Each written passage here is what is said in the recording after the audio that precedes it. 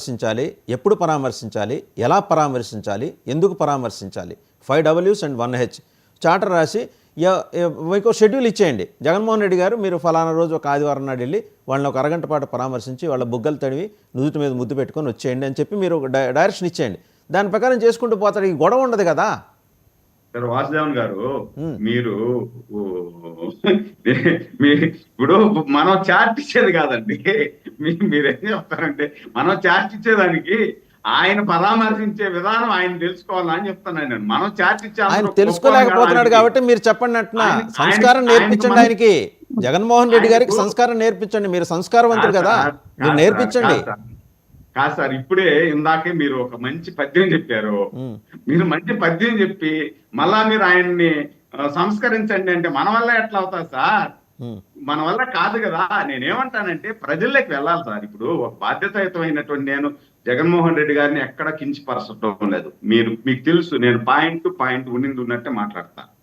తప్పు చేస్తే తప్పు అని ఒప్పుకుంటా, రైట్ చేస్తే రైట్ అని చెప్పి చెప్తా. జగన్మోహన్ రెడ్డి గారు కూడా ఒక మాజీ ముఖ్యమంత్రిగా మీరు తెలుసుకోవాలి సార్. పరామర్శించేటప్పుడు ఈరోజు మనం 151కి 5 పెరిగేసి 11కి ఎందుకు పడ్డాము, మనం ఏ విధంగా మన పార్టీని డెవలప్ చేసుకోవాలా, ప్రజల్లో మనం ఏ విధంగా ఉన్నత స్థానాన్ని సంపాదించుకోవాలా, ఇలాంటి గూండాలని రౌడీల్ని పరామర్శిస్తే మళ్ళా మనకు ఓట్లే ప్రజలు వేస్తారా? లేదంటే టొబాకో ఆడికి పోయేసి రైతులను పరామర్శించి 36,000 రూపాయలు కేజీ మేము టొబాటో కొనేస్తా ఉన్నాము అని చెప్పి మీరు మాట్లాడేసి ఈ విధంగా మనం మాట్లాడితే ప్రజలు మనం ఏ విధంగా విశ్వసిస్తారు అనేది కూడా జగన్మోహన్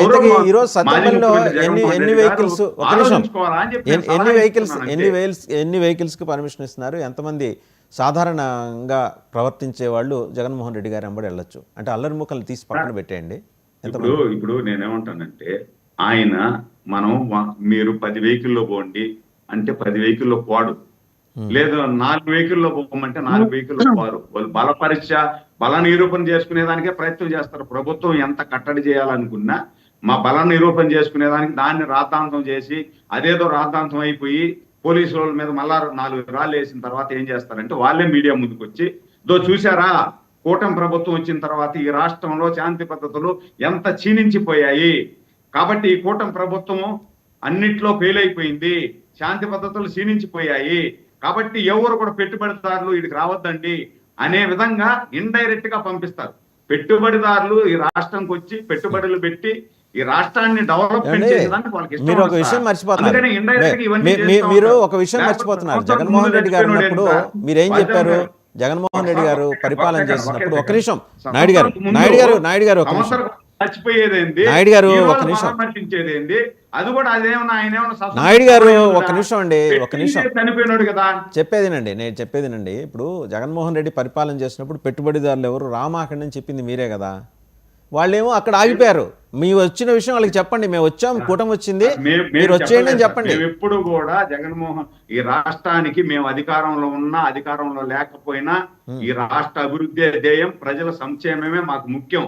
ఎప్పుడు కూడా మేము ఈ రాష్ట్రానికి నేను ఒకే ఒక ప్రశ్న అడుగుతా, మీరు నిజాయితీగా ఒకే ఒక ప్రశ్న అడుగుతానండి, ఒకే ఒక ప్రశ్న అడుగుతా.